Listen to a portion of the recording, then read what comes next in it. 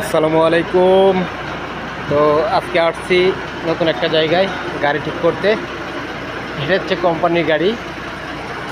তো ড্রাইভার ভাই চিনে না দেখে আমার নিয়ে এসে সাথে কইরা কাজ করতেছে গাড়ির ভিতরে এক পাকিস্তানি ভাই। তো এটা হচ্ছে গাড়ির গ্যারেজ। তো এখানে ঠিক করতেছে।